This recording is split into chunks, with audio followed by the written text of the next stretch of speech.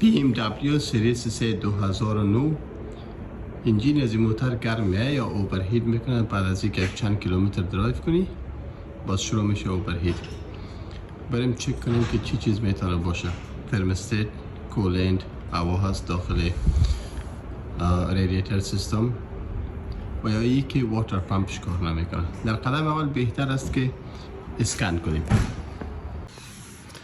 خب اسکن تولز رو وصل کردیم که OBD کد اینجاست. البته باید بگویم که یک مقدار کارا روی از این موتر انجام شده. کولنت ریزرورش لیک بود، تبدیل کردیم. بعد از او که تبدیل شد پرشر تست کردیم، دیگه پرشر لیک نمیکنه دیگه. باز هم وقتی که درایو کردیم اوورهیت میکنه. ببینیم که چی چیز میتونه باشه.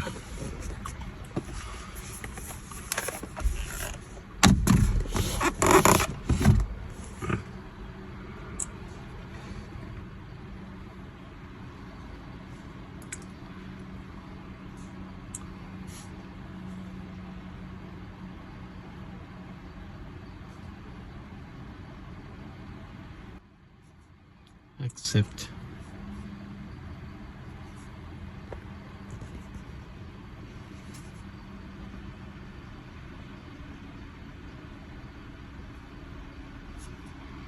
اوکی. 3 های انفورمیشنش است. انفورمیشن درست است. 2009 هست. یس.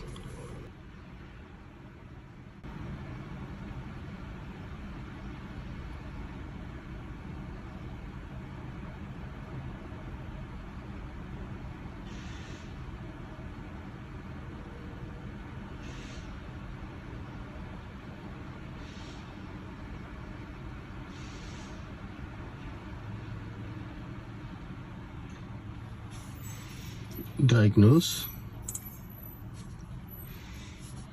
auto scan,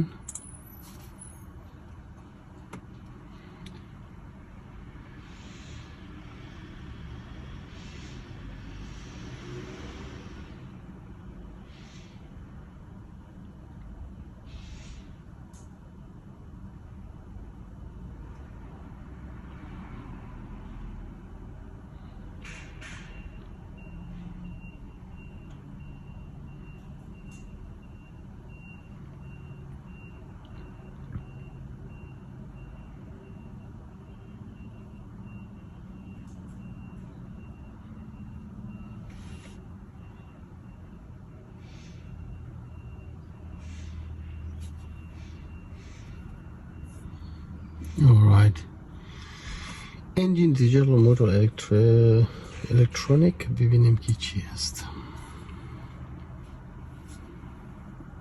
Did go.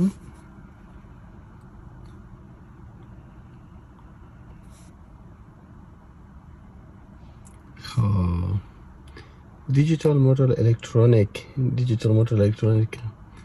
Okay. Electrical coolant pump is speed division. خب absent coolant pump. یکی داغ میکنه، میتونه کولنت پمپ هم باشه. خب معمولا این موترهایی که الکتریکال کولنت پمپ داره ما میتونیم که اکتیو تست هم بکنیم. از اینجا اکتیو میریم در اکتیو تست ببینیم که کولنت پمپ درست است. یعنی خدمت عرض کنم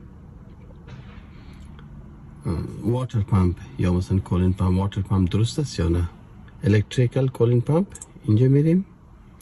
خب 50% کولنت پمپ آواز میکنه یا مثلا در حرکت در میاره.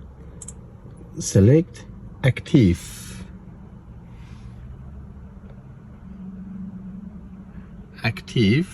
مثلا اکتیو میکنیم. وقتی که اکتیو میکنیم اگر کولنت پمپ درست کار بکنه باید ما صدای پمپ بشنویم. همین واینینگ پمپ واینینگ که میکنه او رو باید بشنویم. اکتیو برای 20 ثانیه اکتیو است مگر هیچ صدای شنیده نمیشه.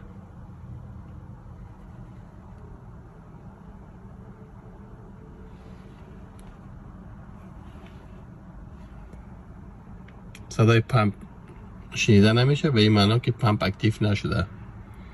دی اکتیویت میکنیم پس دوباره. در این قسمت از این معلوم میشه تا جایی که کولن پمپ کار نمیکنه. بریم ببینیم که چی چیزی میتونیم که در خود پمپ پیدا کنیم. خب BMW را وایرینگ دیاگرامش است خدمت عرض کنم. ایام هست انجین کولن پمپ، یعنی وایر سرخ کجا رفته. وایر سرخ آمده در فیوز، این باید پاور باشه. این وایر اورنج در کولن پمپ وایر اورنج آمده. خدمت با سعادت درس کنیم این رقم گیری تحقیق کنیم. در اینجا جاین شده، یک طرفش آمده در ECU یا کامپیوتر انجین کنترل ماجول و دیگه این کانکت است با کمشافت پوزیشن سنسر. کمشافت پوزیشن سنسر خواهی اورنجش دیگه. پس اینجا میاییم یک دانه سبز است. وایر سبز آمده مستقیما اگر تعقیب کنیم در انجین کنترل ماجول. این سه دانه وایر چک کنیم. خب این وایر گری آمده در بطری نگاتیو، در نگاتیو بطری آمده. خب تا اینجا آیدیا شد. هیچ پرینت نمیکنیم، میریم چک میکنیم که چی خبر هست در وایر. نظر به وایرینگ دیاگرام این باید باشه پاور.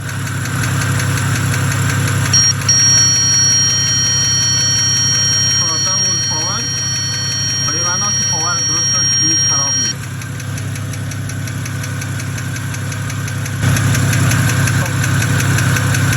حال پاور پرو رو وصل کنیم با اورنج. یکی از کمشافت آمده اورنج چک کنیم که پاور است یا نه. از این معلوم میشه که از کمشافت هم پاور میآید. پاور آن آف آن آف. بخاطر اینکه کمشافت در حرکت است. این وایر کامپیوتر کنترل است. وایر است که از کامپیوتر آن یا انجین کنترل ماجول.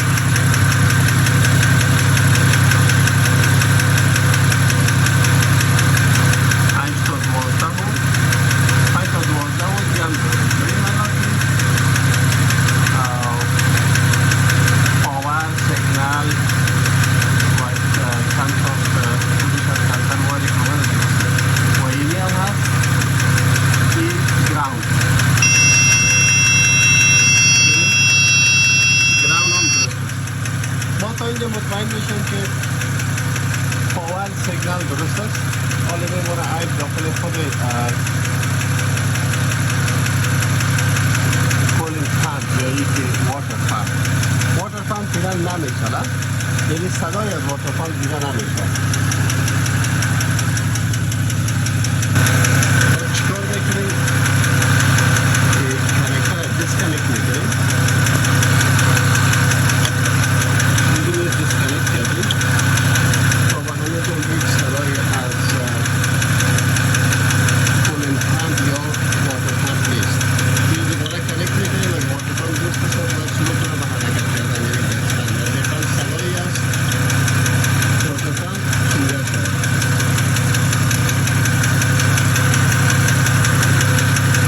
کانکت باز هم هیچ گونه صدایی از واتر پمپ شنیده نمیشه. و این کانکتر از واتر پمپ خوب نیست، خراب است. اینجا ببینید اگر واتر پمپ کار کنه از اینجا میتونیم چک کنیم. این پایپ رو ببینیم. از این قسمت باید ما میدونیم که آب بیایی داره. این کولن دیگه در حرکت نیست، کولن نمیاد. کانکتر دوستا میدونیم واتر پمپ کار نمیکنه. واتر پمپ جدید برای BMW و ترمستات این رو ریپلیس میکنیم. بعدا ببینیم که چی میشه انشالله.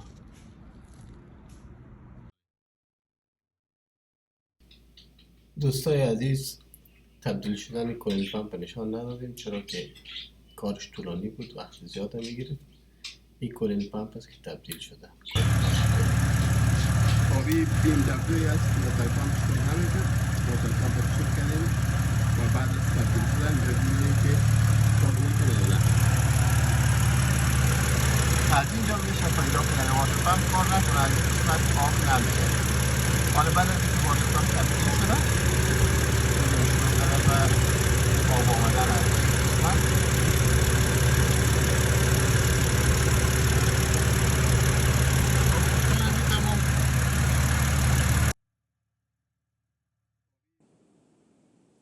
دوستای عزیز، رسیدیم به مرحله تست درایو.